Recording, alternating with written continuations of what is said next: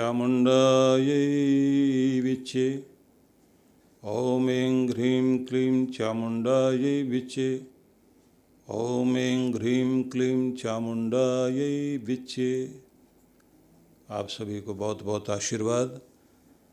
आप सभी श्रद्धा भाव के साथ जो हर दिन माता जगदम्बा के प्रति श्रद्धा भाव के साथ अपना जो पूजन अर्चन करने के साथ साथ जितना भी आपसे हो पा रहा है, जाप कर रहे हैं, अन्य अनुष्ठान कर रहे हैं, उस सब के लिए निश्चित ही आप भाग्यशाली हैं और मेरी बहुत बहुत शुभकामनाएं आप सभी के लिए।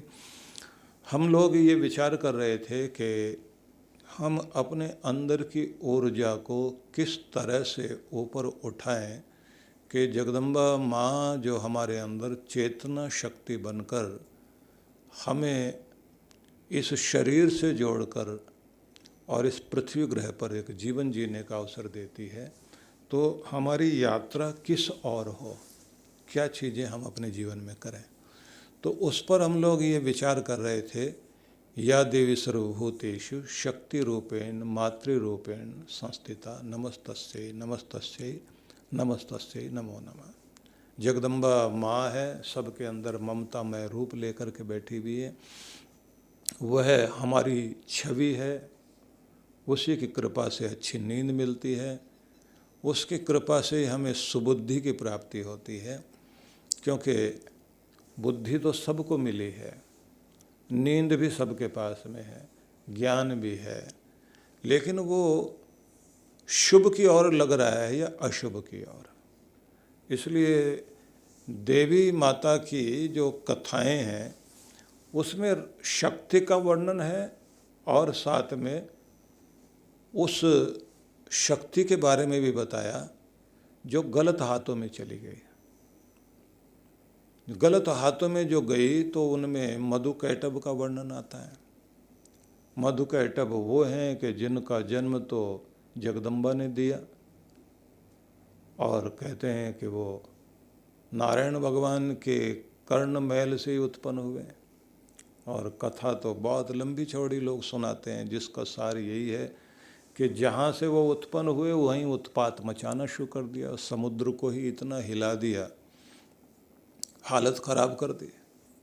योग निद्रा में लेटे हुए विष्णु भगवान शांति से अपने ध्यान में योग निद्रा में रहे, कोई उत्पात मचा रहा उन्हें तो फर्क नहीं पड़ा।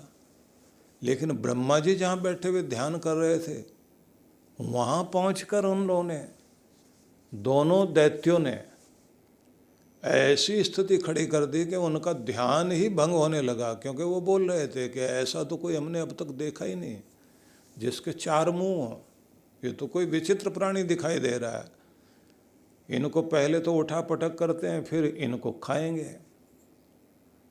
तो यहाँ से कथा वर्णन जो किया जाता है, अधिकांश लोग जो है, एक तो कथाएं जो सुनते हैं, क्योंकि ज़्यादातर महिमा मंडन जो किया जाता है वो किया जाता है कि बस आप यदि भागवत महापुराण की कथा सुन लें तो आप तर जाओगे, मतलब बस उसके बाद मुक्ति हो जाएगी। तो ज़्यादातर लोग जो है भागवत पुराण की कथा सुनने के लिए उत्सुक हो जाते हैं। कुछ लोगों को जो है महिमा गान किया जाता है कि देवी भागवत भी सुनना चाहिए, तो देवी भागवत की कथाएं चलती हैं और वो कथाएं ज़्यादातर सब लोगों को याद भी हैं। कमाल की बात है कि उसका जो दार्शनिक पक्ष है उसे समझने की चेष्टा नहीं होती। शिव पुराण कथा की जाती है तो वहाँ पर भी जो है शिव जी की एक कथा ऐसी है जो 7 पुराणों में एक जैसी आई है, लेकिन उसका भी जो रहस्यात्मक ज्ञान है वो पकड़ने में लोग पिछड़ जाते हैं। विष्णुगुप्त ने भी अपने समय में, चाणक्य ने जो है राजा के बच्चों को सिखाने के लिए छोटी छोटी कहानियाँ सुनाई। उन कहानियों के माध्यम से ये दर्शाने की कोशिश की कि जीवन के अंदर किस किस तरह की स्थितियाँ खड़ी होती हैं। जैसे उन्होंने एक कहानी में ये दर्शाने की कोशिश की कि सांप जो है पेड़ पर चढ़ कर के पक्षियों के अंडों को खाता था। तो पक्षियों ने मिल कर के कहा कि हमारी तो वंशावली समाप्त हो जाएगी, तो ऐसा करें सांप को खाने वाला ढूंढो पहले। उन्होंने नेवले को ढूंढ लिया। नेवला आया और उसको लेकर गए कहाँ, जहाँ सांप का बिल था। अब उस बिल के पास में नेवले को बैठा दिया, बोले आपका भोजन यहाँ रहता है। तो उसने जो है, नेवले ने आके सांप को खाया। सब चिड़िया पक्षी सब लोगों ने महोत्सव मनाया, तालियां बजी, बड़ा अच्छा हो गया, हमने ये काम कर दिया। अब नेवले का 2 दिन का तो भोजन पूरा हो गया, लेकिन उसके बाद क्या खाए। उसने सोचा चलो हम भी ऊपर चढ़ते हैं। वो पेड़ पे चढ़ गया। अब वो जो है पक्षियों के घोंसले में अंडों को खाने के साथ साथ में जो पक्षी छोटा सा बच्चा दिखाई दे उसे भी खाने लग गया। अब सब मातम मनाने लग गए। चाणक्य ने कथा को यहाँ ला के रोक दिया, और रोकने के बाद में ये कहा कि क्या समझे, उपाय करते करते अपाय जरूर सोचो। किसी एक चीज को रोकने के लिए, चंडाल को रोकने के लिए महाचंडाल लेके आओगे तो फिर तुम चंडाल से तो फिर भी बच सकते थे, महाचंडाल से कैसे बचोगे। एक गुंडे को हटाने के लिए बहुत बड़ा गुंडा लेकर के आ गए तो वो गुंडा तो हट गया, लेकिन जो बहुत बड़ा गुंडा आके बैठ गया उसका इलाज सोच लिया पहले।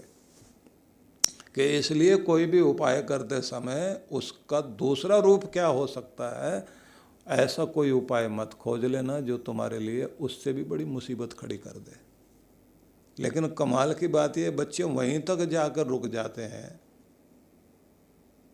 छोटे बच्चों की बात नहीं, बड़े लोग भी उम्र में बच्चे बने होते हैं, वो कहानी तक ही जाते हैं, अगली बात पकड़ते ही नहीं। उसके बाद जो श्लोक बोला गया है वो श्लोक ही उसका मर्म है, उसी को कहा गया इसे पकड़ो। ऐसे सारी कथा कहानियों में ये समझाया गया है कि शक्ति जो दी जाती है, शुभ शक्ति और अशुभ शक्ति, जगदम्बा शक्ति तो है भाई, गलत हाथों में जहाँ पड़ गई वो राक्षसों के हाथ में पड़ी, और उसके बाद क्या क्या हुआ ये कथाएं जब आप पढ़ोगे तो बहुत हैरान होगे।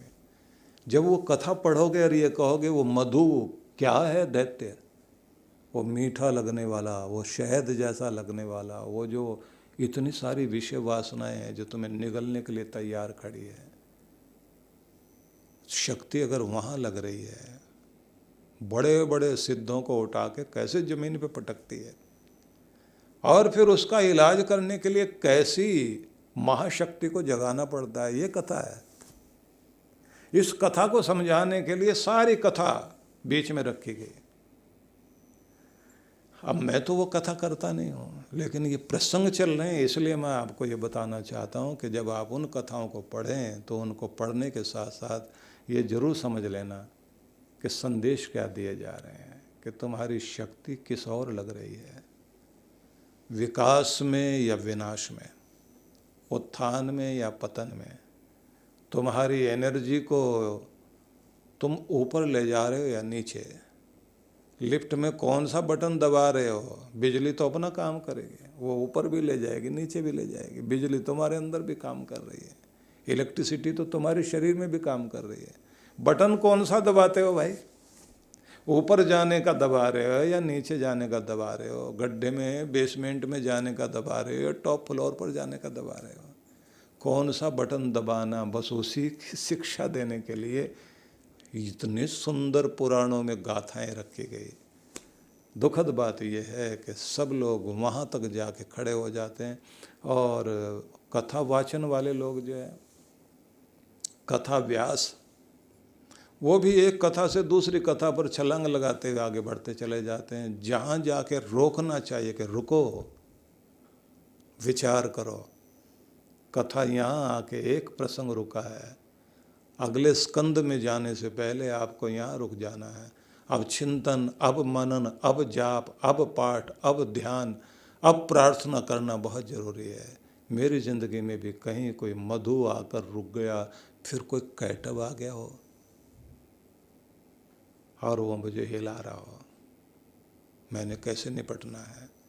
और बात इतनी भी नहीं है कि हम जगदम्बा को कहें कि तू ही आ और आकर के माँ, शेर पर सवार होकर माँ, गा रहे हैं लोग, तो बैठे हुए ढोलकी बजा रहे, झांझ मंजीरे बज रहे हैं, और किसी किसी को तो देवी माता आ रही, बाल खोल के हिल रहे हैं लोग।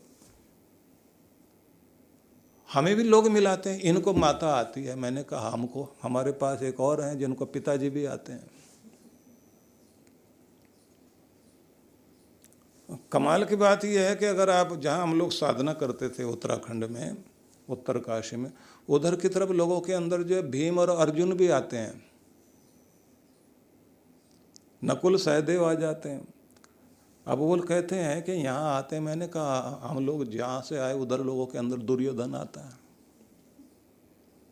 बोले आप कहाँ से आते हैं? मैंने कहा हम लोग जो, आप तो पहाड़ों में रहते हैं, हम जो है नीचे की दुनिया में रहते हैं, वहाँ लोगों के अंदर दुर्योधन आते हैं और वो रोज घूम रहे होते हैं। किसी के अंदर दुशासन आया हुआ है, किसी के अंदर शकुनी आया हुआ है। बोले वो भी ऐसे बाल वाल फैला के, मैंने कहा बाल नहीं फैलाते, दूसरों के बाल खींचते हैं। जिंदगी में हम उस शक्ति को जागृत कर लें, जिस शक्ति को जागृत करने के बाद में हमारे अंदर हमारा देवत्व कायम रहे और हमारी भक्ति जागृत हो जाए और हमारा उत्थान हो सके। इसी की साधना को नवरात्रियों में करने का विधान है। तो चिंतन कीजिए आप लोग सभी, और आप सब के लिए बहुत बहुत मंगल कामना।